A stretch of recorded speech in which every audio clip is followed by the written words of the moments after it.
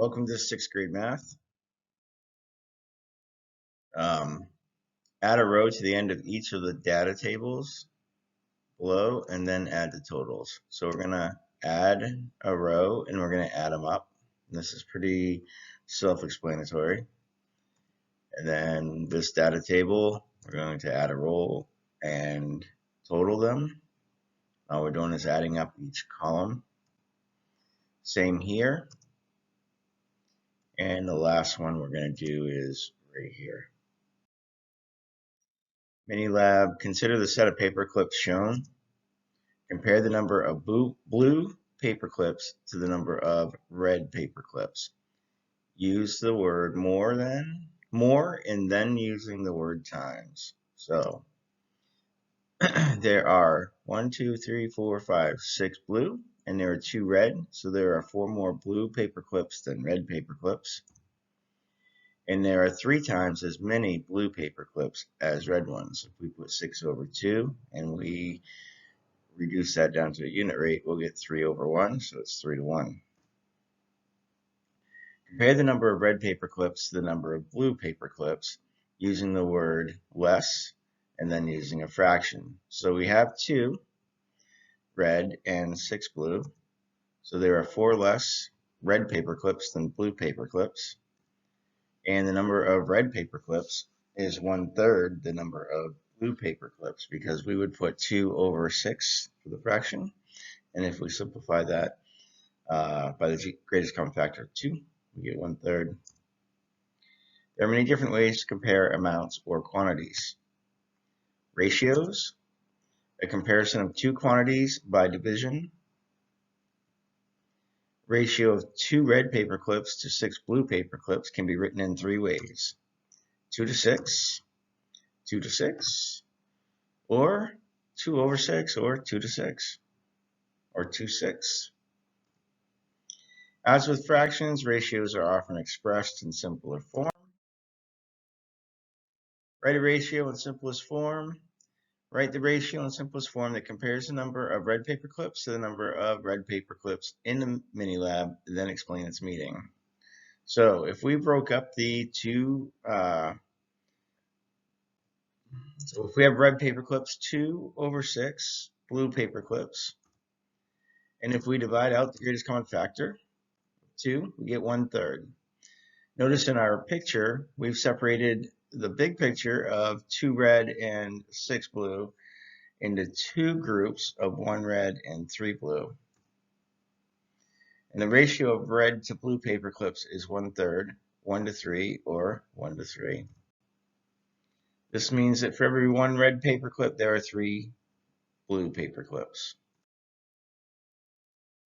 Write a ratio in simplest form that compares the number of suns to the number of moons, then explain its meaning. So there are 4 suns and 6 moons. So we're going to put suns over moons, or 4 over 6. And we will simplify using its greatest common factor, which is 2 again. And we get 2/3. So 2/3, for every 2 suns, there are 3 moons. Ratios can also be used to compare a part to a whole. So right now we've been comparing part to part.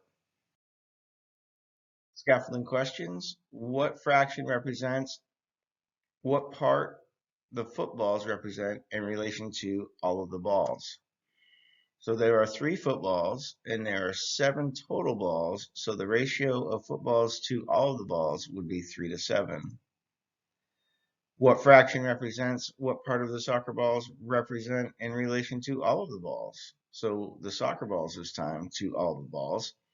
And there are 4 soccer balls, and as we stated before, there are 7 balls in total. So we get 4/7, with the numerator being the part and the denominator being the whole. How could you use a fraction to write a ratio to compare the number of footballs to the number of soccer balls? 3 to 4. So there's 3 footballs and there's 4 soccer balls, so it's 3 to 4. So that's a part to part ratio. Use ratios to compare parts to a whole. So surveys, Several students were asked to name their favorite flavor of bubble gum. So we have this table. Write the ratio that compares the number of students who chose fruit to the total number of students who responded. 3 students preferred fruit out of a total of 21 responses.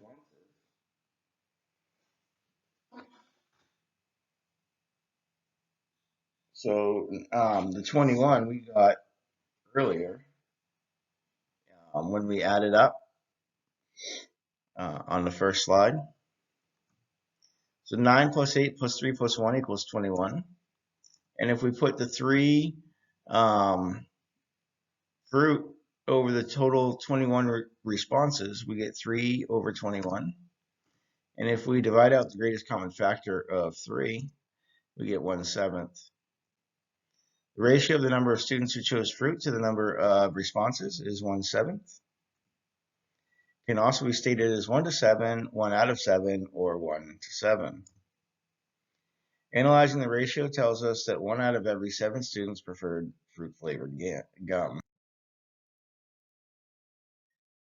Pets. A pet store sold the animals listed in the table in 1 week. So again, this is one of the tables that we added up on slide 1.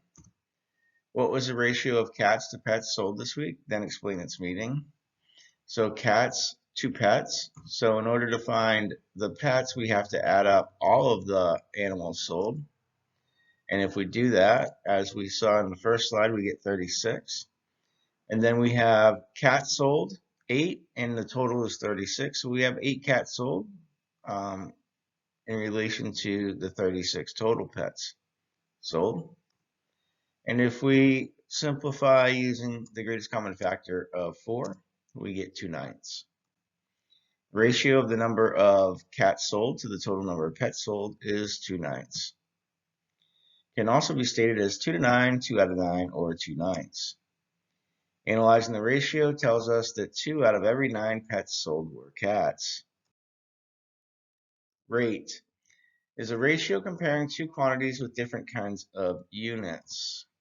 So $12 for 3 pounds is a rate, and dollars and pounds are different kinds of units. 60 miles in 3 hours. So 6 miles and hours are different kinds of rates or units. And then we have a unit rate, where the rate for 1 unit of a given quantity. So some common unit rates are miles per hour, miles per gallon, price per pound, and dollars per hour. And we saw 2 of those above. We see dollars per pound, and we see miles in not per hour in the one above, but in hours. So we have $12 for 3 pounds, which is one of the examples above. And if we want to get that down to a unit rate, you can see on the right it says $4 per pound. And all we did was simplify using, we want to get the rate, the number in the denominator to 1. So we're going to divide the numerator and denominator by 3. And that's different than when we reduce fractions typically, when we simplify and find the greatest common factor. Right now, the goal is to get that denominator to 1. So the model shows that the dollars divided by pounds is the number of dollars for 1 pound. And a unit rate of $4 for 1 pound can be read as $4 per pound. Stores often post unit prices or unit rates next to the prices of products. The cost of the product is divided by its weight. And this aids consumers in comparing similar products that are different sizes and prices. So we have something here, and it's 87 cents, and it's 14.5 ounces. And notice that it says the unit price is 6 cents. And we have some other price tags or shelf tags, and 2 cans of pears in different sizes. So we have 16 ounces cost $1, and we have 28 ounces cost $1.35.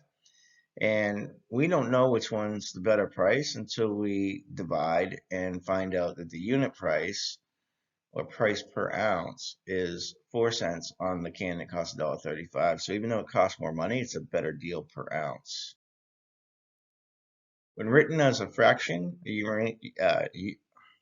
unit rate has a denominator of 1. Therefore, to write a rate as a unit rate, divide the numerator and denominator of the rate by the denominator. So we have $12 over 3 pounds. And if we divide by 3, we get $4 per pound.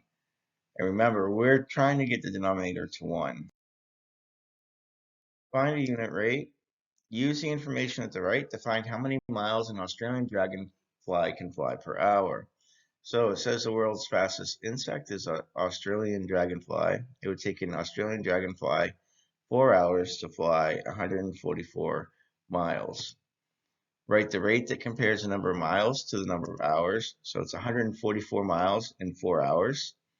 And then we're going to divide them by 4 because we want to get the denominator to 1.